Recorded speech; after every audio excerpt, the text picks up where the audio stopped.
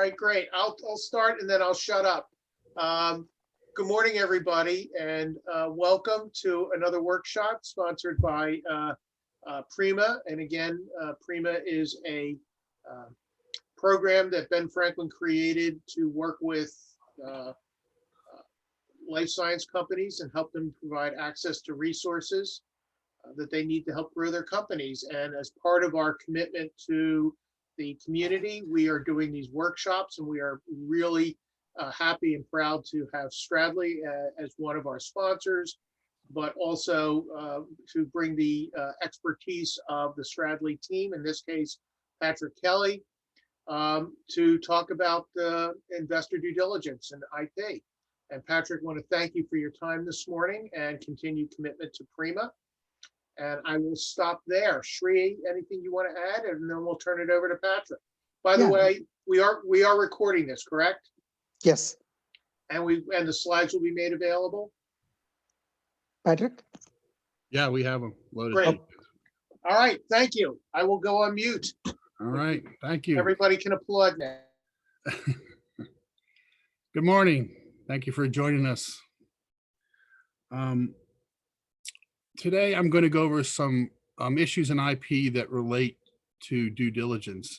And I have a number of slides to go through. What I'd like to do is go through the initial presentation and then leave time at the end for some questions. So the topics we're going to cover today include inventorship, the different types, ownership, funding, because funding often is involved with ownership. I've also been asked to do a very quick explanation of the difference between independent and dependent claim structures. Also, give an overview of continuations in part and divisional applications. Discuss patent strategy, including markets and how you might decide or not to go into or not to go into countries. Explain the difference between patentability and freedom to operate, or FTO, because they're often confused. And also provide some general comments on management of IP in terms of how it relates to the scrutiny you're going to get for due diligence. So, of course, investors will want to make sure that you've managed your IP correctly. Inventorship. So an inventor is a person who conceived of the invention as presented in at least one of the patent claims. And conceived, we're really talking about conception here. So it's the formation in the mind of the inventor of a definite and permanent idea of the complete and operative invention. So in other words, the mental portion of inventorship is the most important part. You've actually, in your mind, determined what it is you're going to make, how you're going to make it, how you're going to use it. To the extent you could tell someone else, let's say in your laboratory or someone else in your field, an engineer, here's how to make this thing and how to use it. So you've completed the mental aspect, and that mental aspect describing the invention manifests itself in the claims of the application. So you're only an inventor if your mental contribution, that conception, is reflected in a claim that actually ends up in the application. Patent applications can be very large documents, but unless your contribution is present in a claim, you're not an inventor. One common issue that tends to happen is people confuse inventorship with people who just perform the experiments or construct the device or whatever. So it's very common to see situations where people are listed as inventors and they're not really inventors because they're just following instructions from the person who actually conceived of the invention. You can, of course, have joint inventors. I think right now the largest number I've ever seen is there's a case that had 61 inventors on it. To be a joint inventor, you don't have to have physically worked together or at the same time. You don't need to make an equal contribution. You don't need to make a contribution to the subject matter of every claim. And you may be at different institutions. In fact, for most university type inventions, you have inventors at two, maybe more institutions working separately, but they're in contact.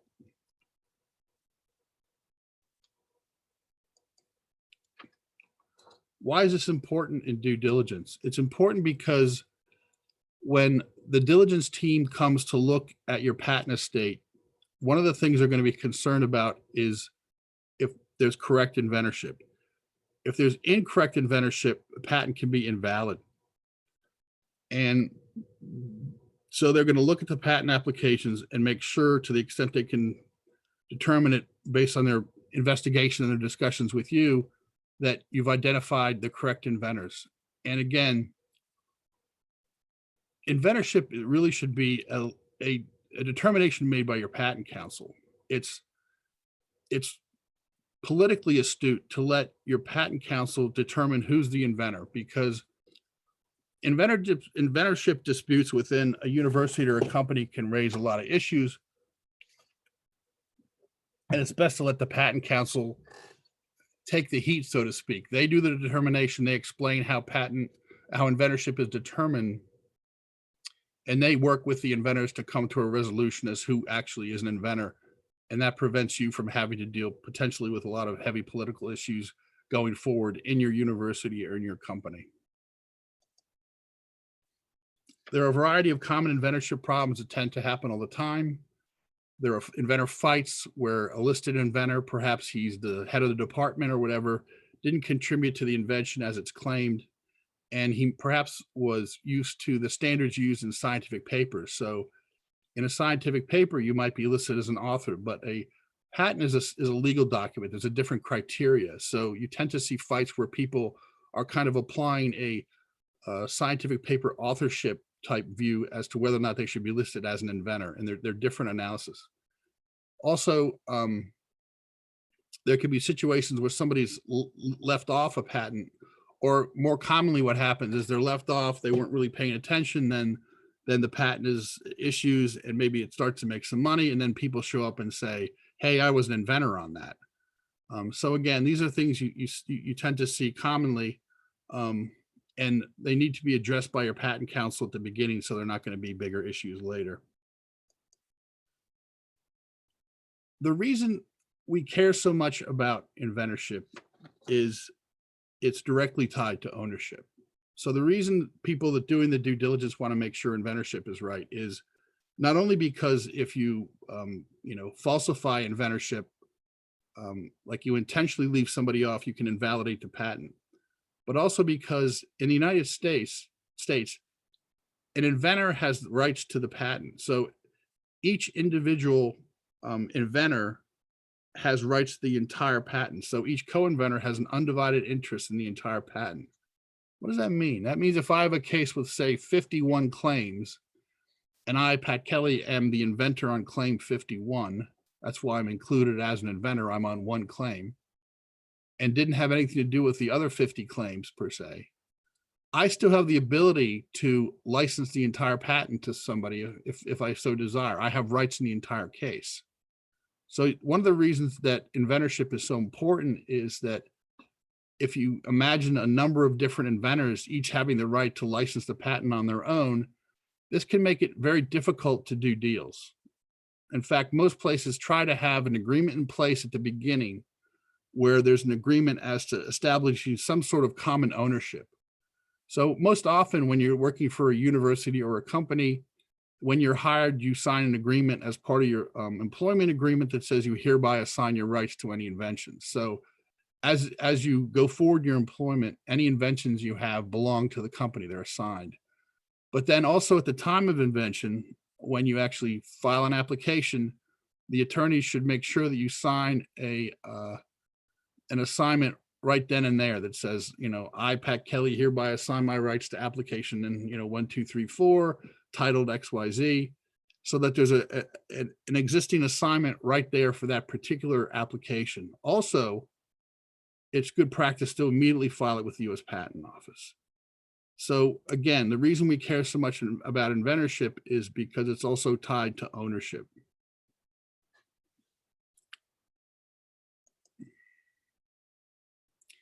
How do we avoid problems? It's much easier to avoid problems at the start than to have to deal with them later.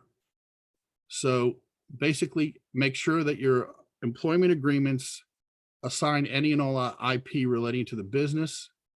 If you hire an outside consultant for the purposes of helping you in your technology, and even perhaps if they're not directly involved in helping with the technology, have them agree to assign their IP rights and basically assign at the time they're hired to do the work. So they basically execute a document that says, I hereby assign all rights to IP. So it's not a future promise to assign, it's an assignment in real time. And then again, make sure you keep clear listings of who those people are so that you can double check that their assignments in place once you start to go through the patenting process. Oftentimes with universities, they'll have interinstitution agreements in place for collaborative work, same with companies. So again, it's clear as to how you're going to deal with ownership issues. When you go to enforce the patent as well, you have to have all the owners agree that they're going to join in an infringement action. So if you have holdouts, you can't sue someone for infringement. And I've mentioned previously this whole issue with licensing. So again, you want to make sure you present a united front with regard to ownership so that there aren't any problems, either having rogue licenses out there, so to speak, or problems enforcing the patent.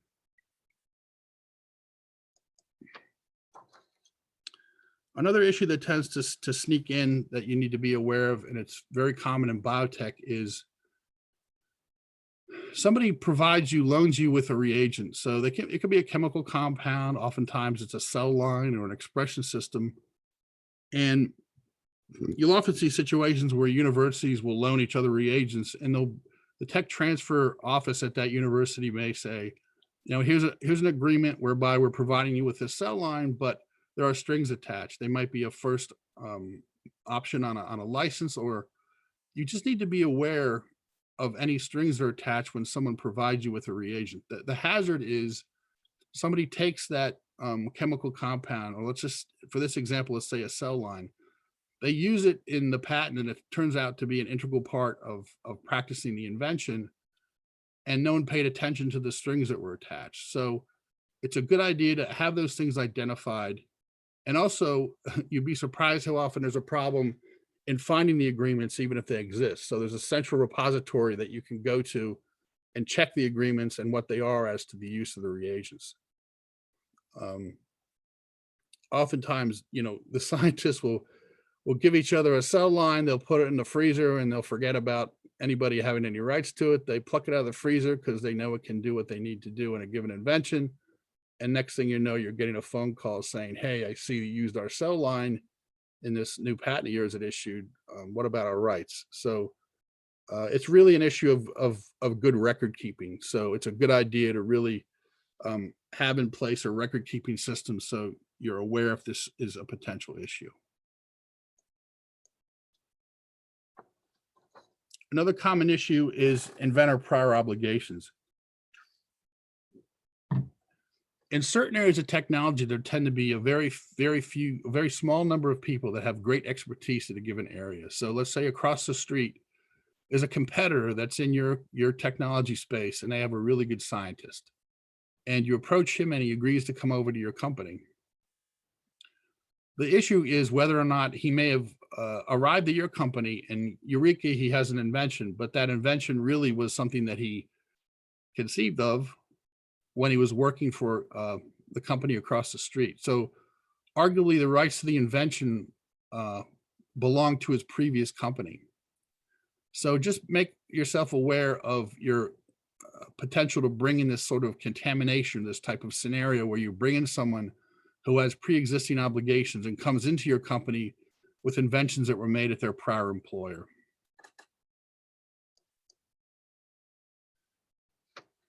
Another source of problems along ownership lines are funding problems. And by that, I mean, when you take in funding from, let's say, the federal government or the state government or private research funding institutions, you need to make sure that you're aware of the strings that are attached to that funding. So if you're in the biomedical space, you're probably very aware of the NIH funding that in patent applications is recited early on in the application. It'll say this project was done with basically NIH grant number XYZ. It basically identifies to people that the patented technology was discovered while in the course of using funding from the NIH. is to make people aware of potential government rights in the invention. But there can be similar issues with funding from other types of institutions. More and more now, what we'll see is nonprofit organizations that are focused on getting cures to specific diseases will get some people together and finance research in a given space. And often those agreements have some strings attached that you should be aware of so that there aren't problems as you go forward later on and have a patent issue and then try to license the technology or sell it. The original funder may have some rights. Another issue that we see quite commonly with the funding scenario is that people forget reporting requirements. Oftentimes with the requirements attached to a funding agreement, there are reporting requirements wherein, for example, you're obliged to tell the funding agency that you have made an invention that you're going to file an application. And in some instances, there, especially with the Department of Defense, there can be draconian results if you don't comply with their reporting requirements. So again, when you get in funding and to survive the scrutiny at due diligence, you should be aware of any obligations back to the funding institution and also any reporting requirements that you agreed to when you took the funding. I've been asked to briefly go over independent and dependent claims. I'm going to show you basically an example. So independent claim stands alone, and it has three basic parts. A preamble, so it'll say it's a method or it's a composition, or it'll just say it's a chair, for example.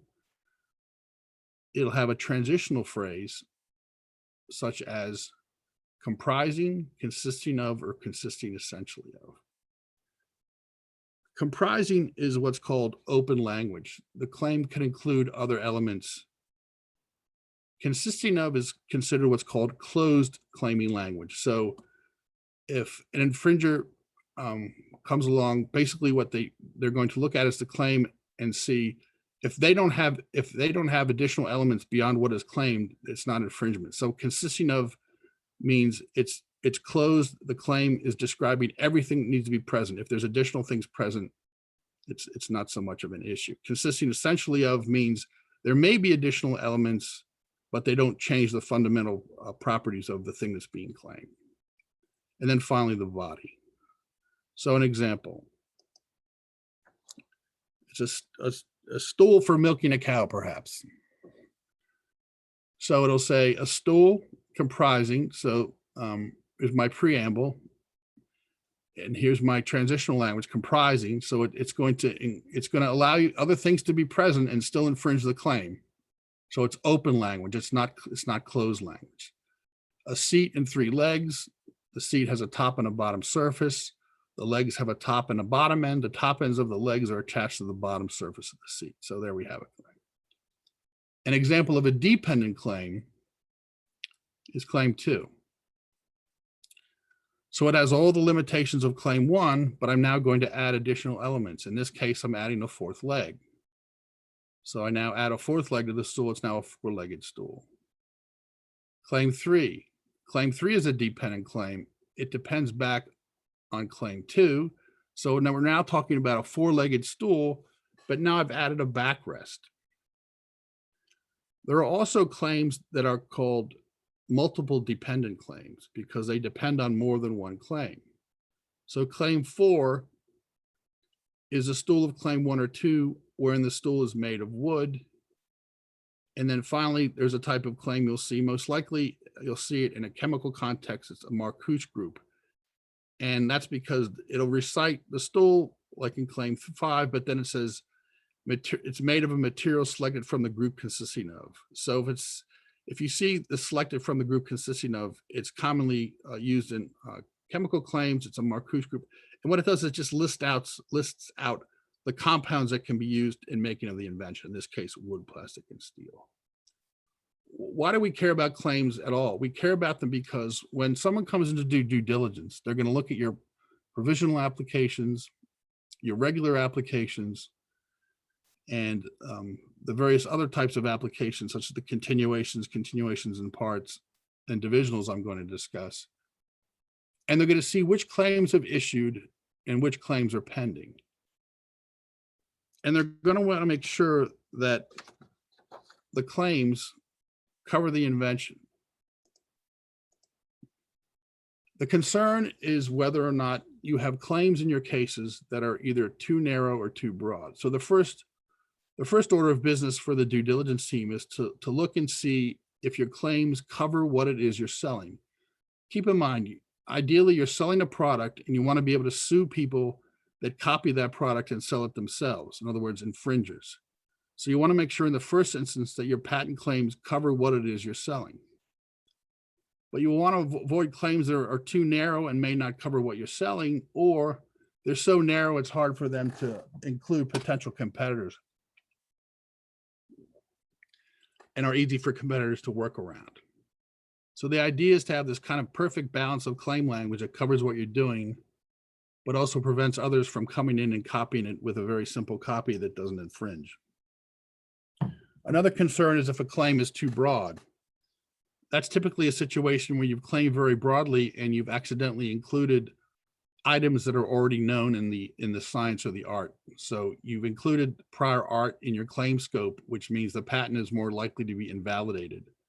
So you have to be careful and avoid situations where you're so broad and encompassing that there's going to be scientific papers out there or patents that were before your invention and they cover it, and the patent can be invalidated. One final kind of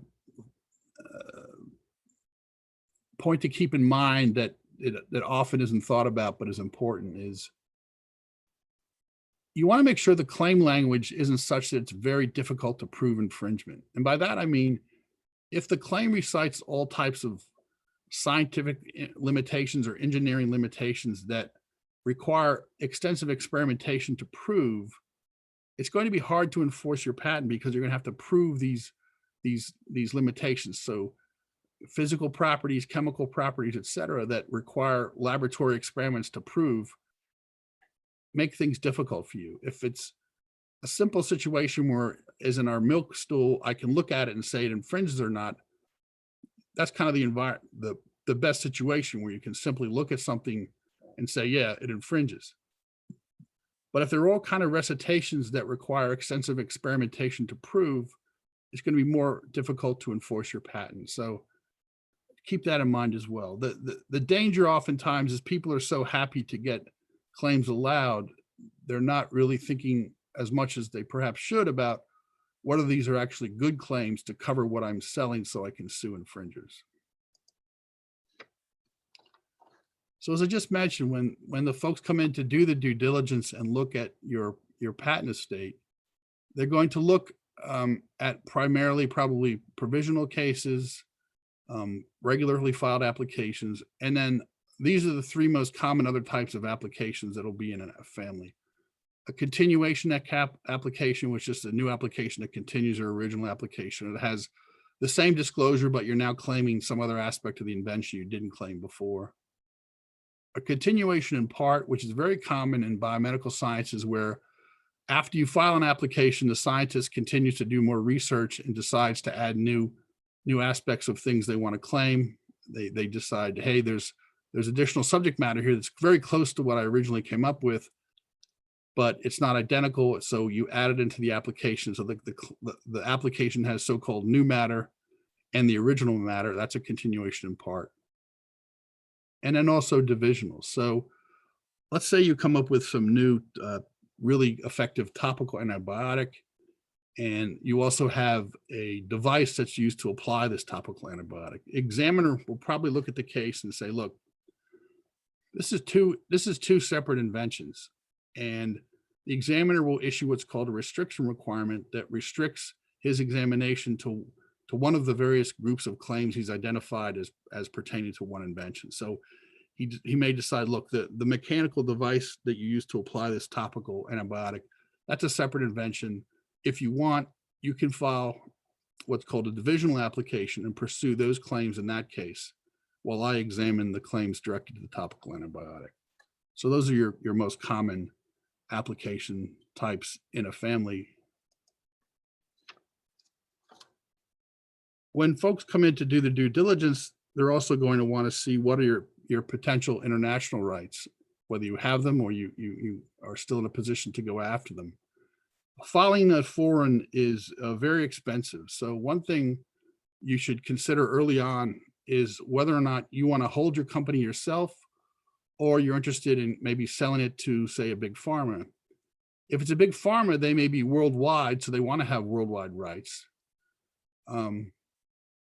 Or you may even consider setting yourself up so you could basically sell it to a foreign company that could license it in their country. But you can't enforce a patent in a country unless you have patents in that country. So I can't take my US patent and sue somebody that's infringing in Canada because I don't have a Canadian patent, let's say. So you need to decide where you're going to invest the money that it takes to get protection in these various foreign countries. So you need to ask yourself some basic questions. Where are you going to make the product? Where are you going to sell the product? Also, you want to ask some other questions, and this is a question for your patent counsel and maybe the foreign counsel they work with.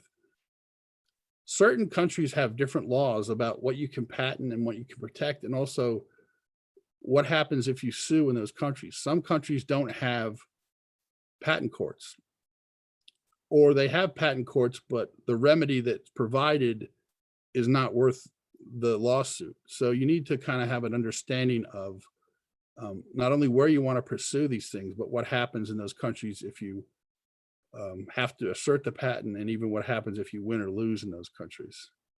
The standard marketing questions apply. How big are the markets to see if it's worth it, the customer base.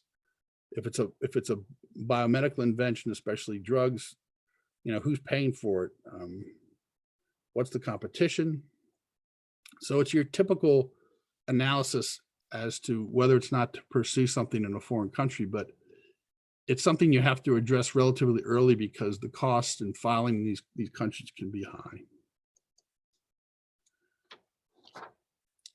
You can pursue applications in foreign countries using the Patent Cooperation Treaty, and this is the official slide from the World Intellectual Property Organization that kind of cartoonishly describes the process. And I'm not going to spend a lot of time on this because we could spend the whole day on this, but basically you can file one application, a PCT application, that goes to a receiving office, and the US Patent Office is a receiving office, where it will then receive an initial examination. So they'll do a search to see if there's technology out there already that's described your invention, and they'll provide you with an opinion as to the patentability.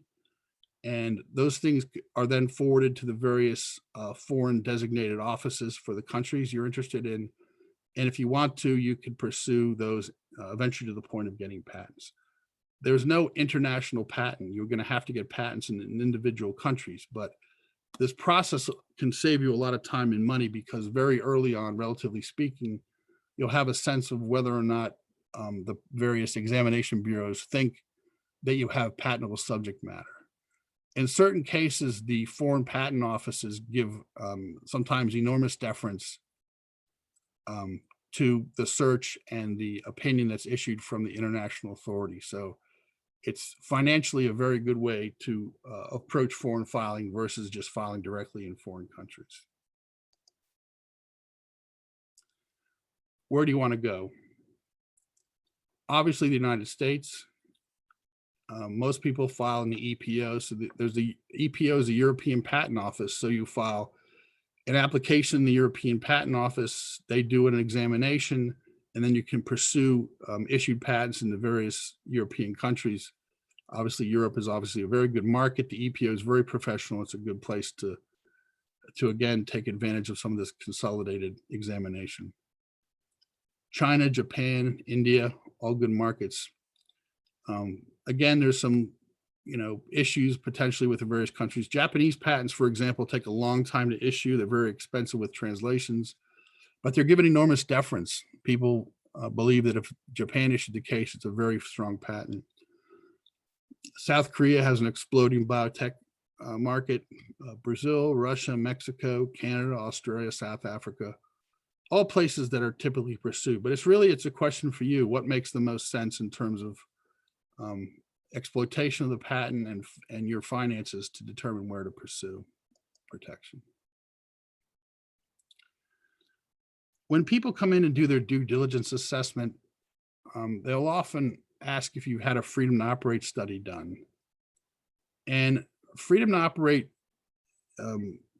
relates to the notion that you may have an invention that was patented, but to practice that patent, you'll be infringing existing patents. So in other words, people have patents out there in the world that they can assert against you for the thing that you've patented and are now selling.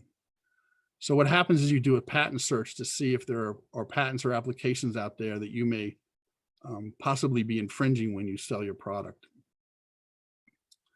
Patentability is a separate determination. Patentability is whether something is novel and non-obvious. And I'm going to give you a sort of oversimplified example. So let's say I'm the guy that invents the flashlight. And I get a patent on it and I'm selling my flashlight. And then I hear from my brother-in-law that there's this really good glow-in-the-dark plastic. And I realize, hey, I could make a flashlight out of glow-in-the-dark plastic. So I start to make a flashlight out of glow-in-the-dark plastic, and I convince the patent office it's novel, no one's ever done it, and it's not obvious. People would have done it before. Perhaps this is the first time we've had a glow-in-the-dark plastic available. So I get a patent on the glow-in-the-dark flashlight. To sell the glow-in-the-dark flashlight, I'm probably going to have to go back to the guy with the license on the flashlight and get a license. So if the flashlight patent is out there and you're making a glow-in-the-dark flashlight, you're probably going to need a license from the person that invented the flashlight and has that patent.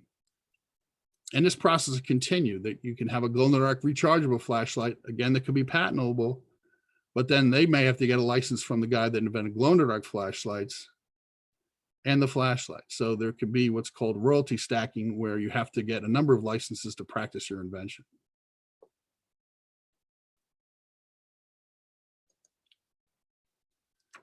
So I mentioned the freedom to operate studies. Basically, the best way to understand that process is to get a piece of paper and write out the entire process. What are the materials that are used to make your product? How is it made from start to finish? So you visualize the entire process, and then you speak with your attorney and the searcher to figure out how to do the search, because I think the thing that most commonly people forget is that they focus so much on the final product, they forget that you can infringe at any stage, at any step along that continuum. So let's say I'm making a glow-in-the-dark flashlight.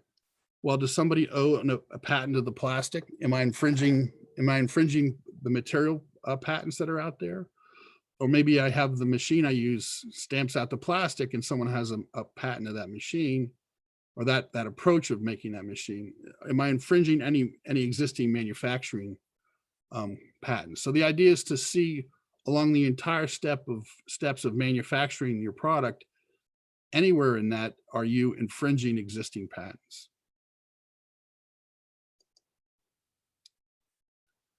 So again, you gather the facts about the product, and then you have to spend some critical time determining the best search terms. US patents are up to 10 million now. And so as you can imagine, if you do a poorly worded search, you're going to turn up all kinds of things that are irrelevant. So you need to be focused in your search. And that's really a question of getting the correct search terms at the beginning, so that when you get your search results back, it's a valuable search. Once the search comes back, you'll have a sense of whether you're getting a lot of false hits or irrelevant patents and applications. You can refine the search language. So if you go too broadly or you use the wrong term, you can go back and decide if you need to refocus the search by changing the languages or tweaking it a little bit. The search will come up with not only issued patents, but also with applications.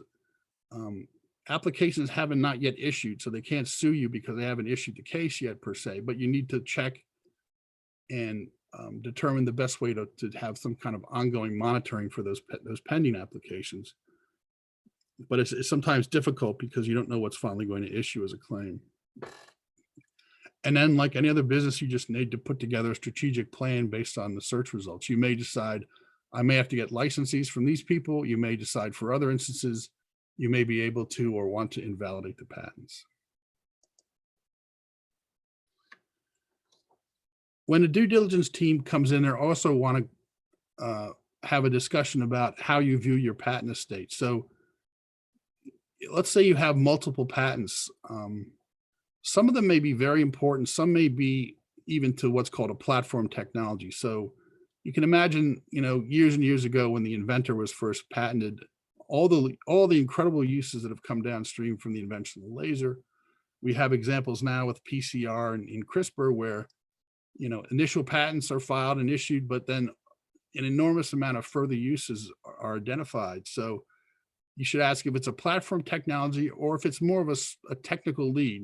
So it's maybe something that's perhaps easy to engineer around. It's in a very small niche area. It may be a small advantage that won't last too long, especially if you file a patent and it's published, so you may actually want to keep it as a trade secret. Also, trademarks are incredibly important.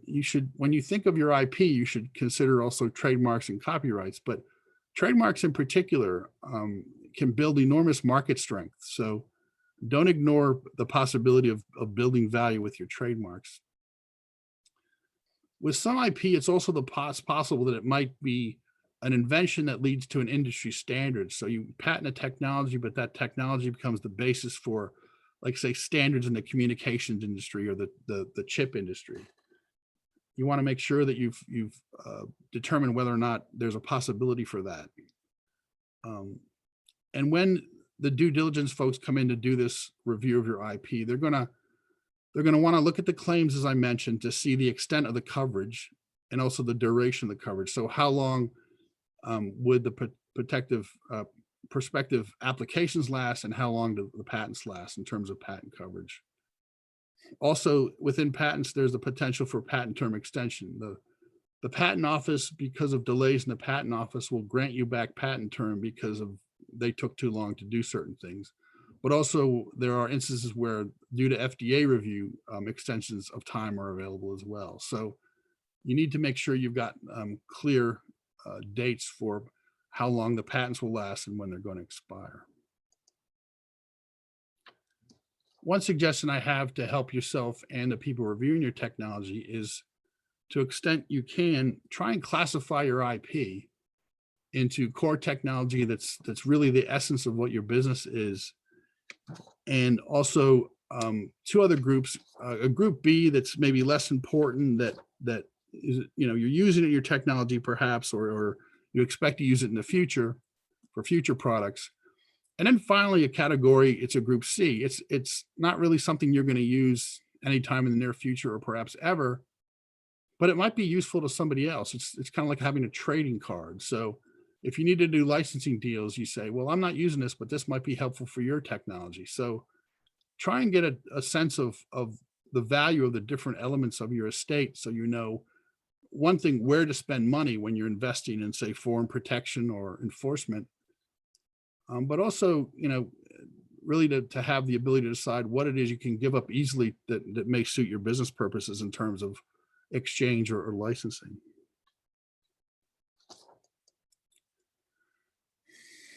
It's very valuable to have within a company or institution somebody I call a gatekeeper. A gatekeeper's job is to prevent disclosure of the invention before you decide to patent it or not. So nowadays, in the age of the internet, it's terrorizing to us patent attorneys, because something can spread around the world in an instant and you can lose patent rights. So the idea is somebody has the function of screening things to make sure that before they're disclosed to the world, there's been a rational decision process to decide whether to get patent protection or not. So somebody who helps decide if you want to get a patent application, or maybe keep something that's a trade secret, or just do nothing. It's not that important. Who cares? But nowadays, when people are, before the virus, when people would, get on an airplane and go to a meeting and present on their technology, you'd want to make sure that there had been an internal decision as to whether or not it would be worth pursuing patent protection before they're presenting this at, say, some big scientific or engineering meeting. So have someone designated as a gatekeeper, and then they know they have the responsibility, and the rest of the team knows that they have to tell that person if they think they have an invention, if they're going to present on it, when they're going to present on it, so the attorneys have a chance to file an application. Have that person in place. Thank you. With that, I'll open it up for questions. Thank you, Patrick. Also, if you want, you can put questions in the chat side too. This is Gordon McGregor. I have a question. Sure. What's your expectation that the company you might be looking at and looking at their patent estate, whether or not they've done prior art searches as part of the process of filing applications? I've been running into many situations where an inventor goes to a patent attorney and they throw something together, file for some claims, and no one has bothered to do any prior art searching, which, as you know, as we know, it can blow your patent out of the water. So what's your advice there? Clients tend to come in two forms. The larger corporate ones, they're going to want to have a search done before they file. So they'll say, I'd like a patentability opinion first. Smaller entities sometimes decide, I don't have the budget or the time for that. Let the patent office do that. So they'll file and then basically decide, let the patent office decide if it's patentable or not. The reality is, I started in this business in '91. Nowadays, with the patent searches you can do just with Google Patents or the US Patent Office website or the SPOSNet, you can do a pretty detailed search yourself. So the idea that you would not do any kind of search before filing is just, I think, something that you should stop and think about, because it's easy to do an initial screening yourself when you have a new idea. Oftentimes, if they didn't do a search and there's art out there, an examiner is going to find a lot of stuff right away. So you're going to have real trouble in prosecution. So I think the answer, Gordon, is it's easy for people to do a search. If they haven't done it, I'd want to kind of know why, because it is so easy to do and quick. Thank you.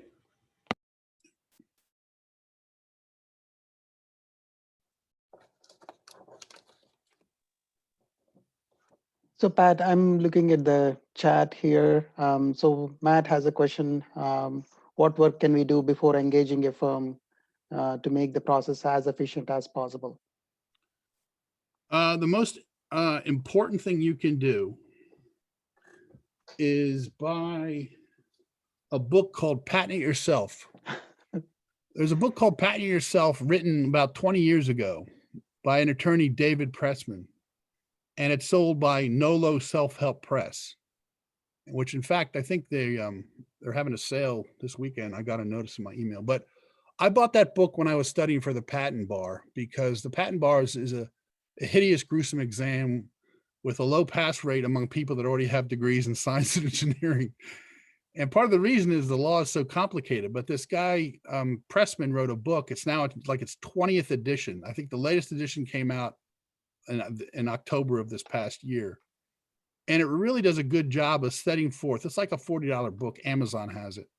But it really kind of lays it out for you in a very impressive, organized way. The problem is it's hard to kind of get the big picture because there's so many laws and regulations. But this, if you actually do the homework of getting this book and reading it, and you prepare to meet with your attorney, you're going to be better prepared than 90% of the people I tend to interact with. And the idea is you do a lot of the scut work up front. So you understand after reading this book, it shows you how to do a search. So like as Gordon asked, you can do a search on your own. You can even start to identify what you think you would like to claim. And you come to your attorney with a really prepared pile of information that says, here's the invention. And you've described it properly in such that I can possibly come up with the claims. You say, here's what I think I would like to claim. And then you've done a search. So it teaches you how to do a basic search. You say, I did a search and here's what I found. Also, it makes you a lot more sophisticated in understanding the process of filing, drafting, and then prosecuting the application. So the best piece of advice I can give you is actually invest $40 or whatever it is on Amazon read the damn book, and then go into your attorney with that background, because most people won't bother. You know, they'll put stuff into a folder and show up with a pile and say, hey, I want a patent, but they haven't done the hard homework up front to really make the process more efficient.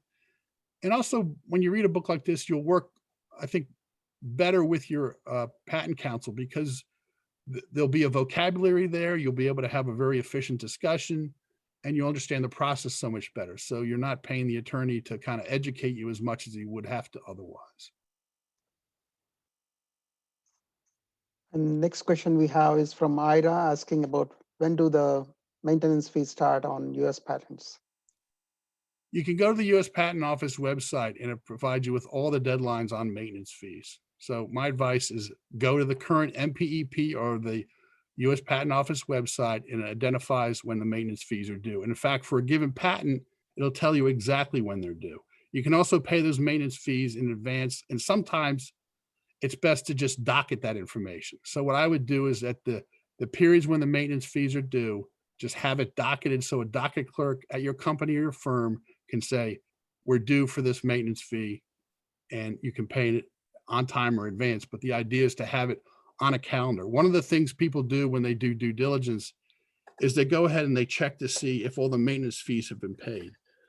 Sometimes if they're late, there's ways to take care of that, but the idea is pay them on time so you're not getting caught unawares later.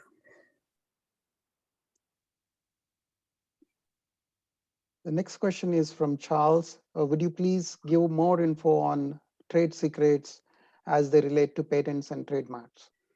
So trade secrets are interesting because trade secrets allow you to keep a patent confidential indefinitely.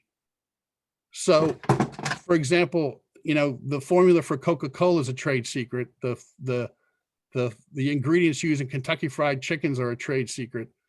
The problem with trade secret is you have to follow very specific behaviors to show a court that you intended to keep it as a trade secret. So you have to be very careful about control of documents. So, you know, if at Coca-Cola or wherever, you're not letting the secret formula float around in meetings. It's very controlled as to who knows it, and it doesn't leave meetings. And it's really a series of behaviors you have to follow to show a court you tried to keep something a secret. If a court looks and sees that your behavior showed that you were sloppy about it, they're going to determine it wasn't really a trade secret because you didn't behave in the fashion that would illustrate that you were trying to keep it as a trade secret. But trade secrets are good because the patent applications are, of course, published.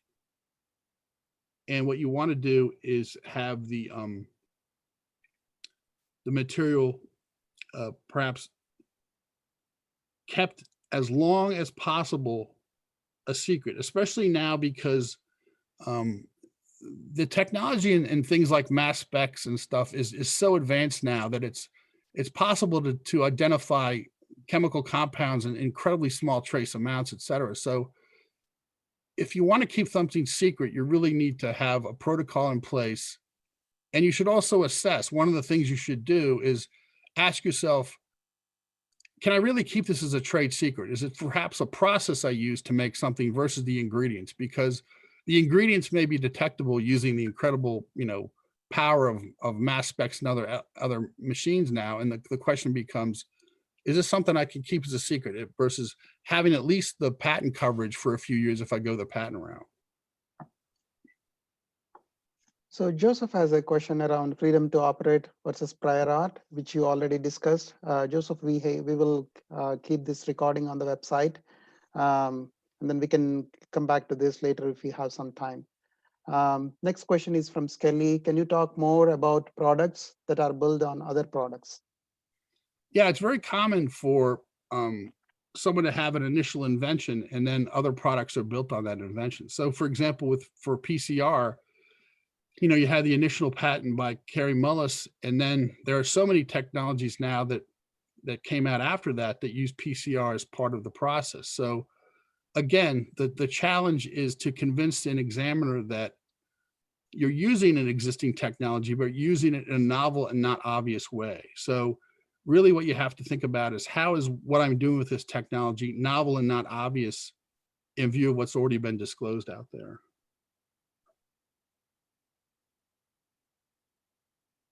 So following your recommendation on do a search yourself, do you have any recommendations? Do you somebody start from Google or Yeah, Google, I mean, everyone's, has Google, go to Google Patents, and you can search there with search terms. Also, the US Patent Office has a pretty user-friendly site that shows you how to do patent searches, and it allows you to look at pending applications as well. So you can basically, I just start. Part of the problem is people spend too much time, I think, worrying about how to do it rather than just starting and doing it. So Google Patent, just start to do searching. You'll see, for example, if you're using bad search terms or if there's a million things out there. So it's a good idea to just start the process. And even after maybe doing some Google searching, you may be able to go to another database and find more relevant patents by maybe going to the US Patent Office website or the WIPO site, the SPASnet.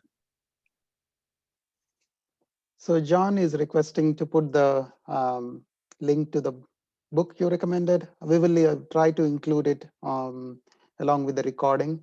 And then Okay. Morris has a question. Expenses, given the expenses associated with the patent process in general, particularly for small companies, during the preclinical development and commercialization phases, when is the appropriate time to conduct a freedom to operate search? I think when you feel that you're far enough along in the invention that you convince yourself that you know what it is you're finally going to sell. So if you're constantly modifying what it is the product's going to be, it's going to be more difficult. It's better if you have a real sense of, we've done enough clinical searching, whatever we research, we've decided this is what the product will be, and then pull the trigger to do the freedom to operate search.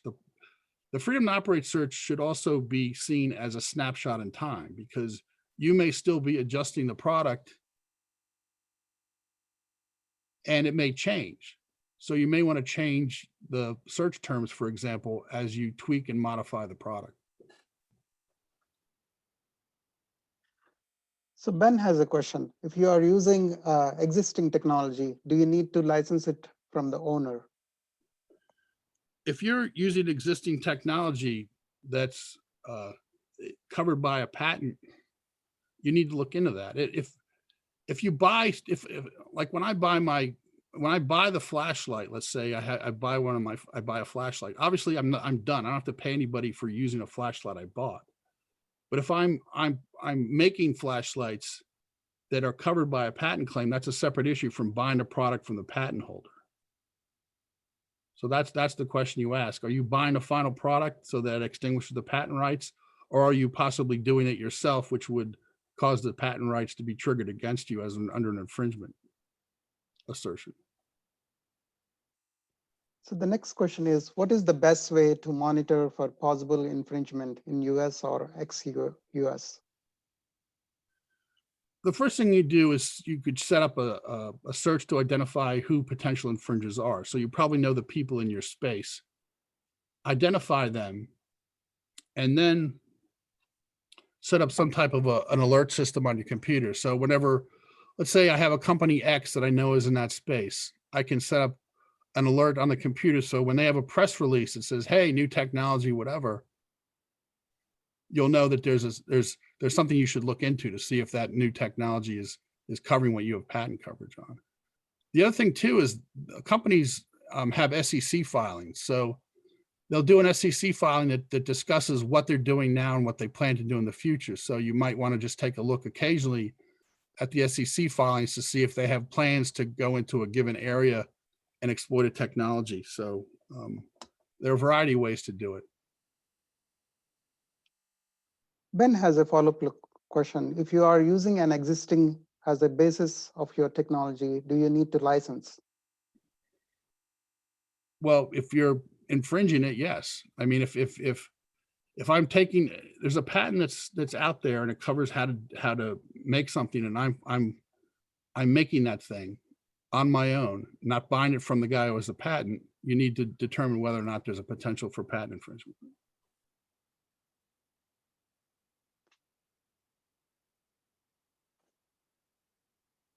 Seems like those are all the questions we have. We just want to alert you that like the next workshop would be on funding, federal funding opportunities. We will send out the notice about the next workshop. Thank you again, Pat, for taking time and for clarifying about all the things that we need to consider for in preparation for the due diligence. Tony, do you have any comments? Yeah, I just want to, Patrick, thank you again, and thanks everybody for joining. And, keep watching for the workshops that we're going to be trying to do on a very regular basis with topics that we believe are important to you. And if there's a particular topic that you would like us to discuss, please send your suggestions to Shrey, and we'll see if we can put something together. So don't be shy. And I know that that's not a problem with this group. So thanks, everybody. Greatly appreciated. Thank you. All right. Thanks again, Patrick. Yep. Bye-bye. Thank you.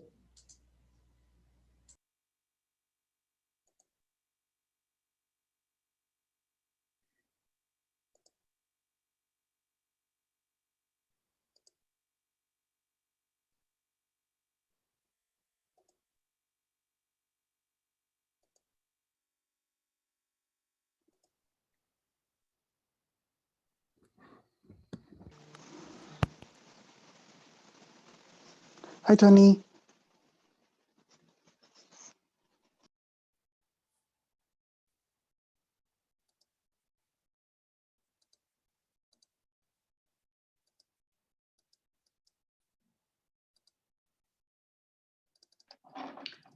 Oh, hey, Mike, if you're still there, I saw your note about emails. Hey, yes, still here.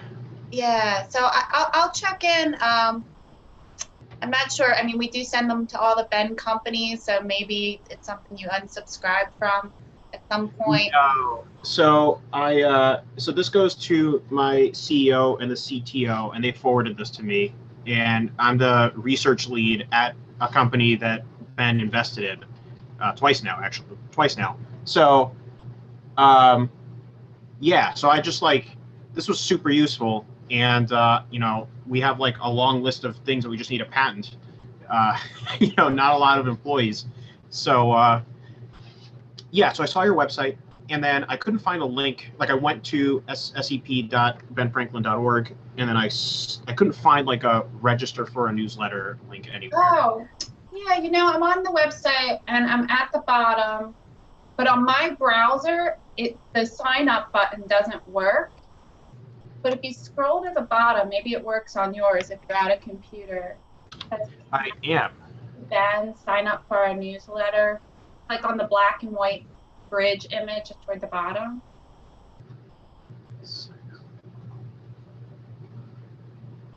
I don't even see it. Yeah, you know what? I think there's something funny about it where it doesn't display on some browsers. What I can do though is if this is a good email for you, I'll just go ahead and have it entered Yes. manually from our marketing department. That's awesome. Thank you. Yeah, I just messaged it to you as well, just in case I mistyped it or something in my own profile. Thank you so much. Wait, sorry, I just want to make sure. Mike got it. Okay. All right. Thanks, Mike. Thank you so much. Have a great one. You too. Bye-bye. Bye.